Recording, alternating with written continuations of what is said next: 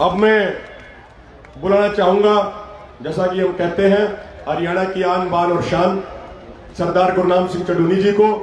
और ये बात मैं बार बार कह रहा हूं कि जिस तरीके से लाला लाजपत राय के ऊपर जो लाठी बरसाई गई थी, वे लाठी अंग्रेजों के ताबूत में आखिरी कील साबित हुई थी। तो ठीक उसी तरीके से 10 सितंबर को जो पीपली की रैली में सरदार गुरनाम सिंह चढ़ूनी के ऊपर लाठी बरसाई गई थी, वे एक एक लाठी भारतीय जनता पार्टी की सरकार के ताबूत में आखिरी कील साबित होंगी। जोरदार नारे लगा के एक बार उनका सम्माननीय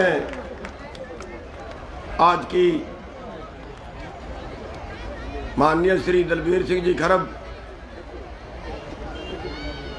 माननीय श्री जगदीश तपा प्रधान, माननीय श्री पृथ्वी सिंह जी, माननीय श्री रामचंद्र तपा प्रधान बास, श्री कृष्ण तपा प्रधान नारनौंद, माननीय श्री धर्मपाल जी, प्रवक्ता सतरौल खाप, युवा शक्ति सतरौल खाप, जिन्होंने ये प्रोग्राम करवाया, अति धन्यवाद दिए। बहुत अच्छा प्रोग्राम करवाया है। आज की सभा के अध्यक्ष हैं माननीय श्री रामनिवास लोहान जी,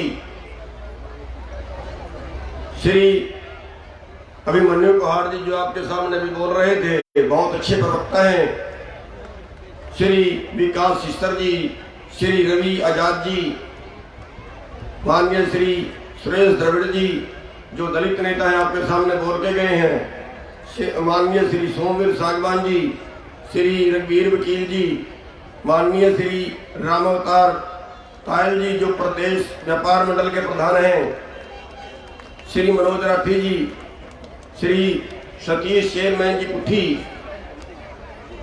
अक्षय नरवाल जी, श्री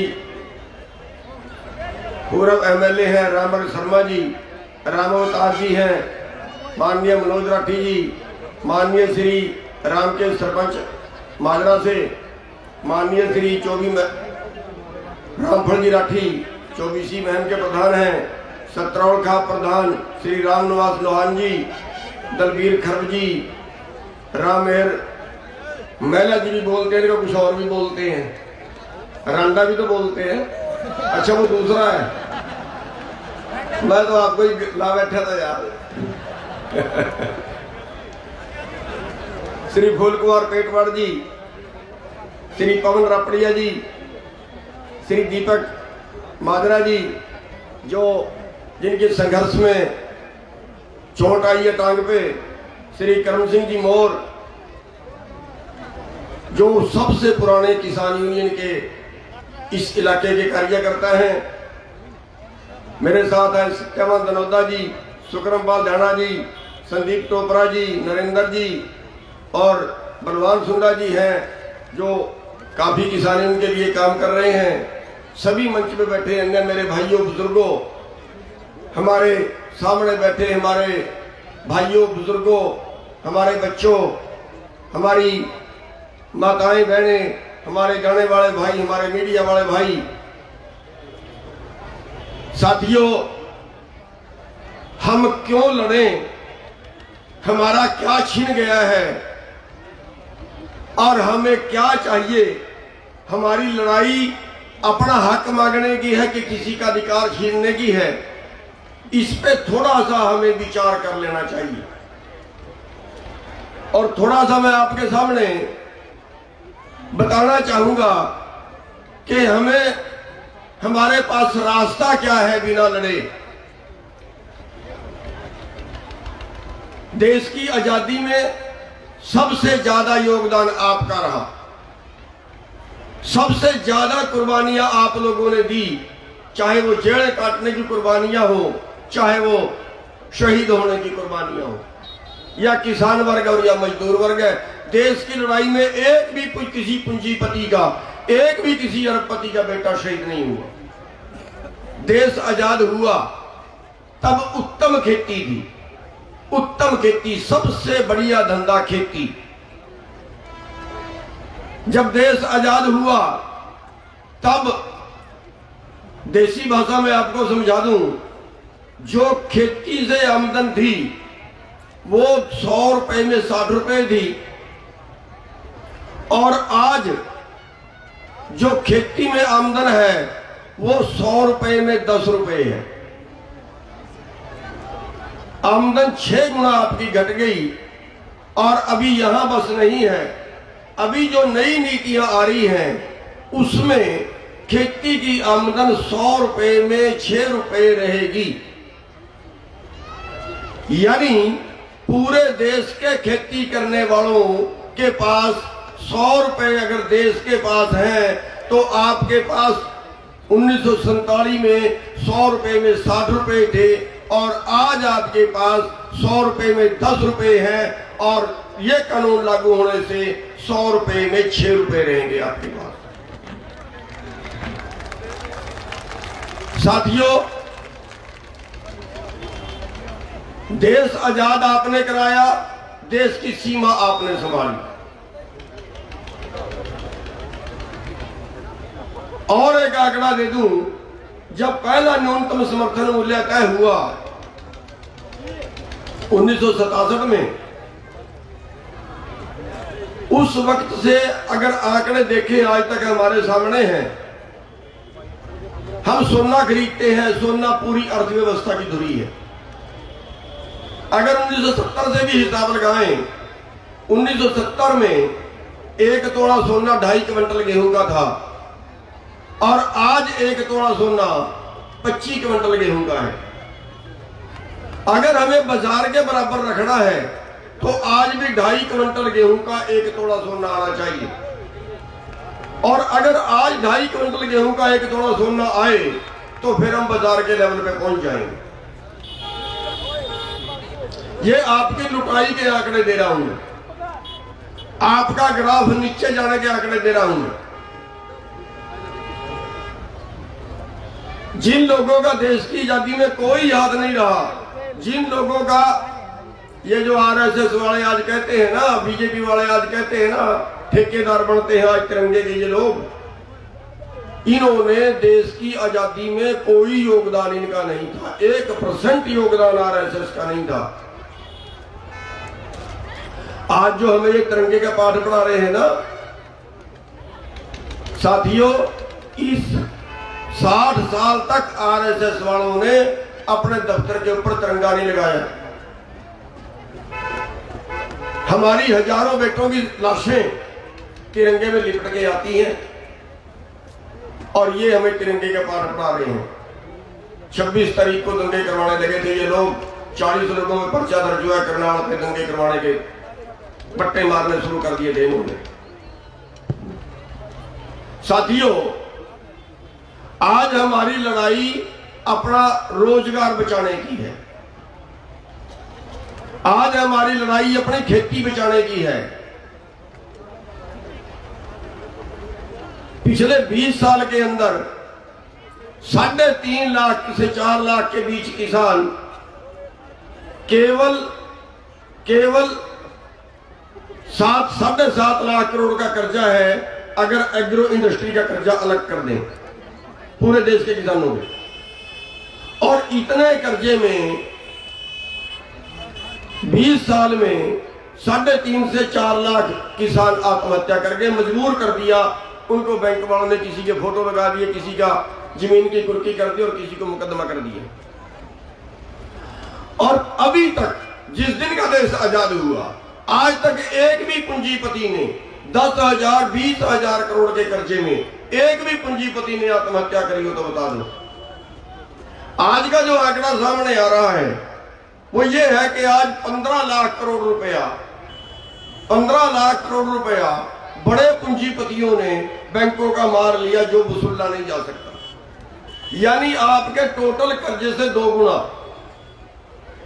उन्होंने मार लिया, जिसमें एक भी पूंजीपति जेल नहीं गया, जिसमें एक भी पूंजीपति ने आत्महत्या नहीं की। ये 2 तरह के कानून कैसे हैं हमारे देश में?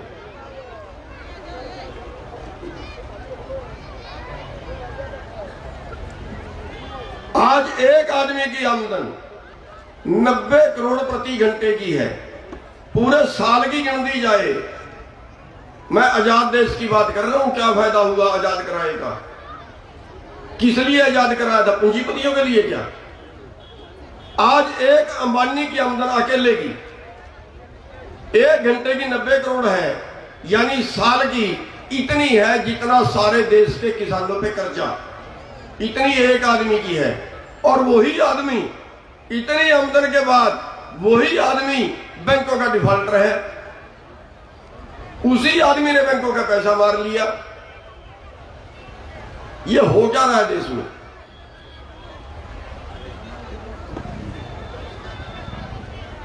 हमारे पास 2 चीजें हैं, एक हमारी फसल है और एक हमारी मजदूरी है।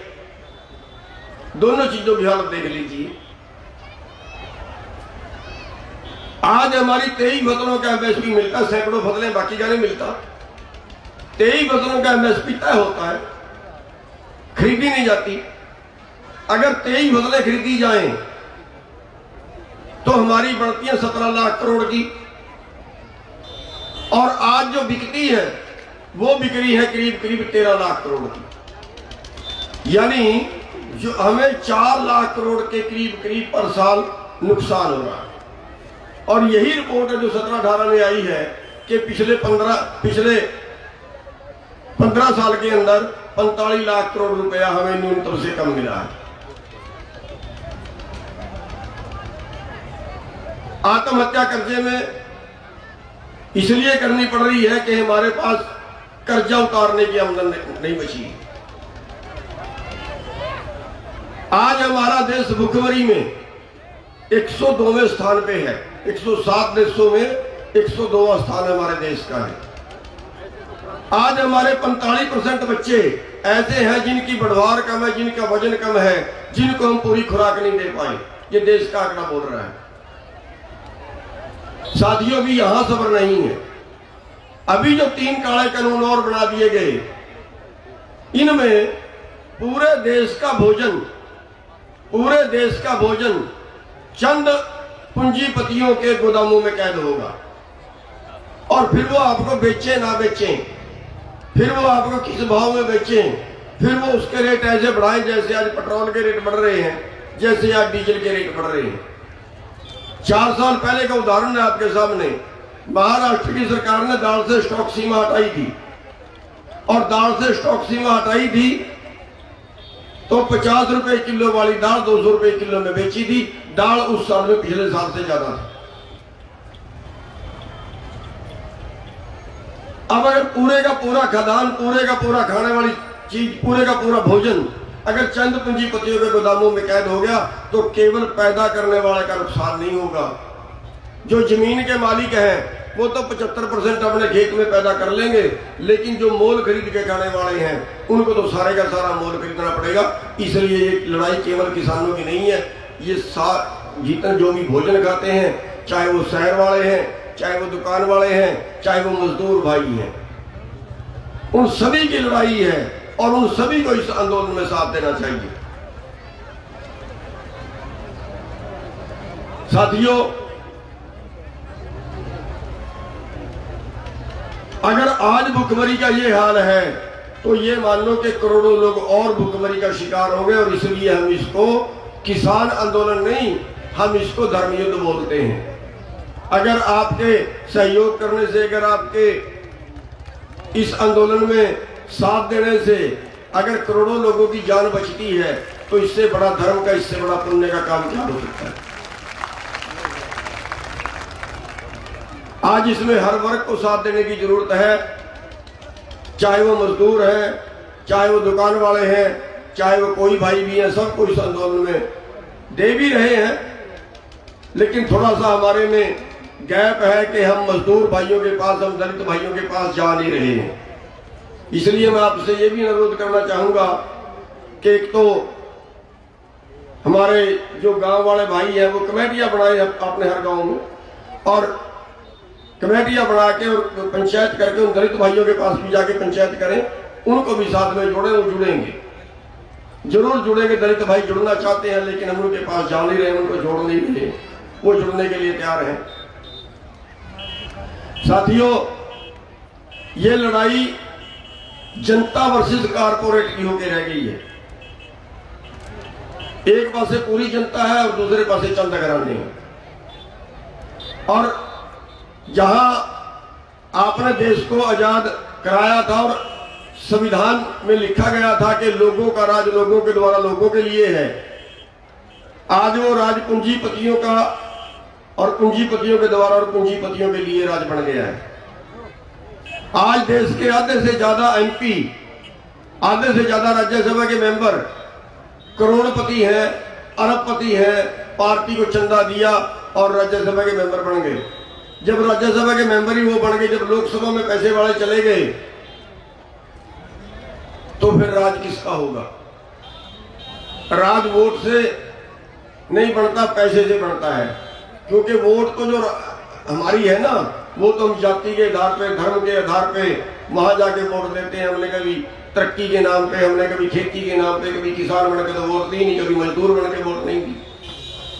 वोट हम देते हैं धर्म के नाम पे, जाति के नाम पे, और जो ज्यादा पैसा खर्चता है वो जीतता है। और फिर देश में ऐसे ही कानून बनेंगे। तो साथियों, मेरे को थोड़ा आगे भी जाना, इसलिए मैं बात को ज्यादा लंबी नहीं करूंगा। बस 2, 3, 4 आपसे हिदायतें देनी चाहेंगे, उन पे अगर आप अमल करोगे तो ये इस आंदोलन को ताकत मिलेगी। और उसमें मैं एक बेनती ये करना चाहूंगा कि हमने ये आंदोलन शांति का जरूर रखना है, जरूर शांति से लड़ना है, लेकिन निरा माड़ा फेरे से भी काम नहीं चलता। कुछ ना कुछ तो हिलना पड़ेगा। और कुछ ना कुछ हिलने के लिए हमारा पुलिस से झगड़ा नहीं है। हम कहीं जाए, पुलिस रोके, पुलिस लाठी मारे, हमने हाथ नहीं उठाना। अधिकारियों से हमारा झगड़ा नहीं है। लेकिन हमारे ये जो कानून बनाए हैं, ये किसने बनाए? ये कानून हमारे नेताओं ने बनाए, हमारे बीजेपी वालों ने बनाए। अगर ये बीजेपी वाले, ये जेजेपी वाले कहीं आपके गांव में आए, कहीं सभा करें, कहीं कोई और प्रोग्राम करें, भाई इनकी तसल्ली कर लेना। पुलिस से हमने नहीं झगड़ना, लेकिन इनको कोई प्रोग्राम नहीं करने देना हमने। इन्होंने करनाल के अंदर सभा करनी चाहिए थी, 700 पंचायतें करनी चाहिए थी हरियाणा के अंदर, पूरे देश के अंदर। किसान आंदोलन को तोड़ने के लिए 700 पंचायतें करनी चाहिए थी।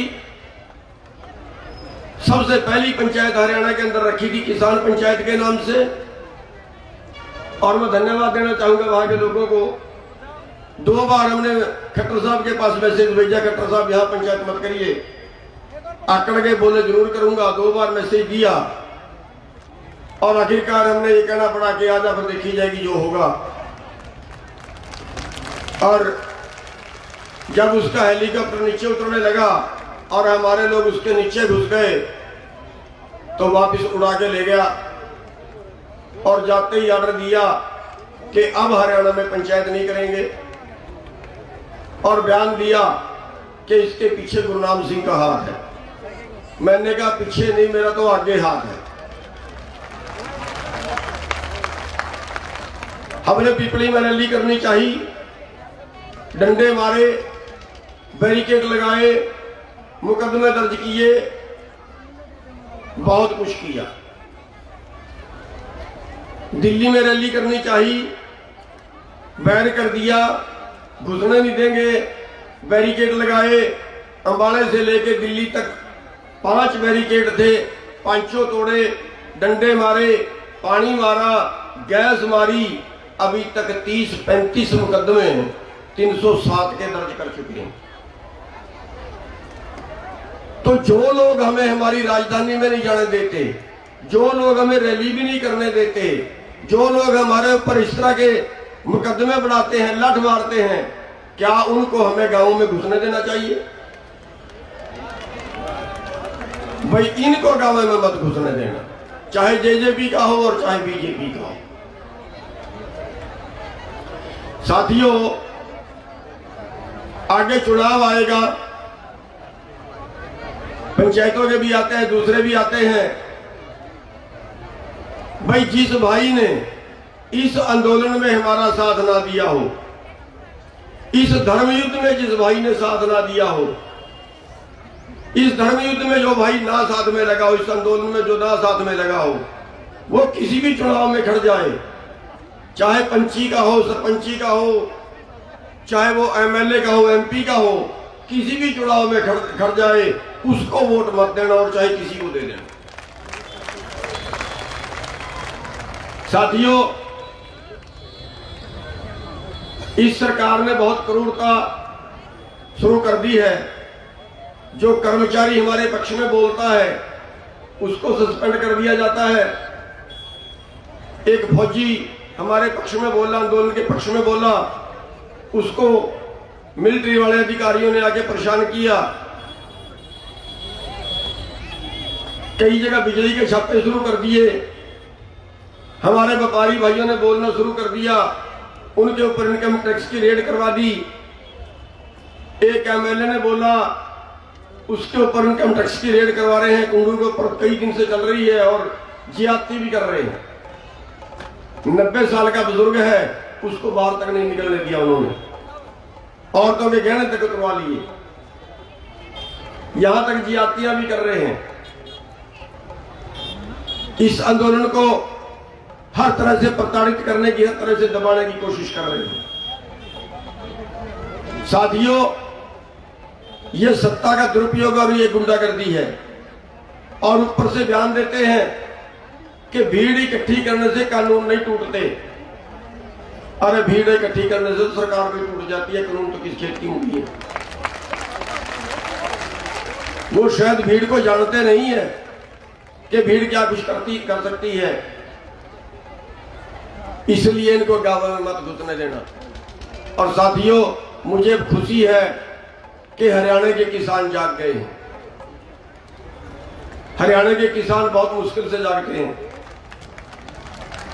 ठंडे दिमाग के हैं, बहुत मुश्किल से जागते हैं, लेकिन जब जाग जाए ना, फिर सोते उससे भी ज्यादा मुश्किल से हैं।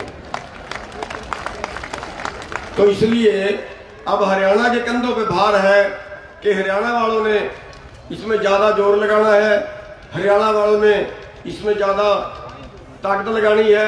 और मैं धन्यवाद भी करना चाहूंगा कि आज हरियाणा के भाई भी, हरियाणा की बहनें भी आज नंबर 1 पे इस आंदोलन में सहयोग कर रहे हैं। और साथियों, इस आंदोलन में ऐसा तो सोचने की जरूरत ही नहीं है कि आंदोलन जीतेंगे नहीं। देखिए, एक राजा के ऊपर किसी ने चढ़ाई कर दी, उस राजा ने कुल देवता को मनाया कि जीत का आशीर्वाद दे। कुल देवता ने कहा कि एक कुर्बानी, एक बलि की जरूरत है, एक बलि आपका कोई नागरिक दे दे तो फिर मैं आशीर्वाद दूंगा। तो एक 80 साल का बुजुर्ग खड़ा हुआ, उसने कहा मेरी बलि ले लो, खाक मार लिया। तो जब वो बलि देने के लिए आगे आया तो 50 साल का आदमी खड़ा हुआ, उसने कहा इस 80 साल के बुजुर्ग का तजर्बा बहुत है, मेरी तो भी तजर्बा बहुत ज्यादा नहीं है, इसलिए मेरी बलि दे। जब उसकी बलि लेने लगे तो 18 साल का नौजवान खड़ा हुआ और उसने कहा कि इसकी बलि मत लीजिए, इसमें तो अभी जान भी है, इसका तजर्बा भी है, मेरा अभी कोई तजर्बा नहीं है। आंदोलन में ताकत की और लड़ाई में ताकत के और तजर्बे की दोनों चीजों की जरूरत होती है, मेरा अभी कोई तजर्बा नहीं है, मेरी बलि ले लीजिए। साथियों, उस कुल देवता ने आशीर्वाद दिया। जहां का बच्चा भी, जहां का अधेड़ भी, जहां का बुजुर्ग भी बलिदान देने के लिए तैयार हो, वो राज्य कभी लड़ाई नहीं हार सकता। और साथियों, हमारी तो माताएं बहनें भी बलि देने के लिए तैयार हैं, फिर हम कैसे ये लड़ाई हार जाएंगे। साथियों, संयम की जरूरत है, आंदोलन लंबा चल सकता है, आगे हमारी फसल आ गई है। मैं आपसे निवेदन करना चाहूंगा कि हर गांव में कमेटी बनाएं, हर गांव में सिस्टम खड़ा करें कि आपके गांव से 20 आदमी, 50 आदमी वहां पे धरने पे रहेंगे, 4 दिन वो बैठेंगे, दूसरे आ जाएंगे, अगले चले जाएंगे, पहले वाले आ जाएंगे। ऐसा रोटेशन आप बना लें और जो पीछे काम है वो पूरा गांव मिलकर उनका काम संभाले, क्योंकि साड़ी के दिन है, इनमें आंदोलन चलाना रोटेशन से चलेगा, संयम से चलेगा। और साथियों, बाबा रामदेव है, अंबानी है, अडानी है, पहले तो दो ही थे बाबा रामदेव, तो अब चेला बनाने का, चाहे लाला रामदेव कह लो, लाला जी भी कह सकते हैं तो उसको। पहले तो बड़ी तारीफ किया करता था मोदी की, वो डिप्पर सी मार मार के बोलता था कि पेट्रोल पानी 35 रुपए ठीक है कि 55 रुपए ठीक है। अब खा गए देश को लूट के, आज देश के 5वें नंबर का अमीर है। साथियों, ये कारपोरेट वाले हमें बर्बाद कर रहे हैं, ये मोदी के चेले हैं। अंबानी का, अडानी का और बाबा रामदेव का सामान का बहिष्कार करना है, बाकी किसी का खरीदना, इनके सामान का बहिष्कार करना है हमें। साथियों, एक मैं और बेनती करना चाहूंगा कि हमें अपने भाईचारे को बढ़ाना है। सरकार हमें जाति के नाम पे और धर्म के नाम पे बांट के और इलाकों के नाम पे बांट के हमारे ऊपर राजनीति कर रही है। हमें इस आंदोलन से और कुछ मिला हो ना मिला हो, लेकिन हमारा भाईचारा तो बढ़ गया। इन्होंने तो 1+1 वर्सेस 35 कर दिए थे, आज हम सारे एक जगह पे बैठे हैं। इन्होंने सिख और हिंदुओं को बांटना चाहा, इन्होंने मुसलमानों और हिंदुओं को बांटना चाहा, आज हम सारे एक जगह बैठे हैं। आज हमें जरूरत है जो लुट रहे हैं वो एक तरफ खड़े हो जाएं, और उनमें हमारे दलित भाई भी शामिल हैं, हमारे किसान भाई, हमारी दूसरी कौमें भी शामिल हैं। हमें आपस में भाईचारा बनाना है, और उस भाईचारे के लिए हमारे दलित भाई भी पंचायतें करवा रहे हैं, हमारे दलित भाई भी समर्थन कर रहे हैं। और इस कौम के 2 नेता हैं जिन्होंने इनकी लड़ाई लड़ी, एक बाबा साहेब अम्बेडकर और दूसरा था छोटूराम। इन्होंने गरीबों की, इन्होंने मजलूमों की लड़ाई लड़ी है, ये कारपोरेट के विरुद्ध रहे हैं। आज भी हमें दोनों को इकट्ठे होने की जरूरत है, सद्भावना बढ़ाने की जरूरत है।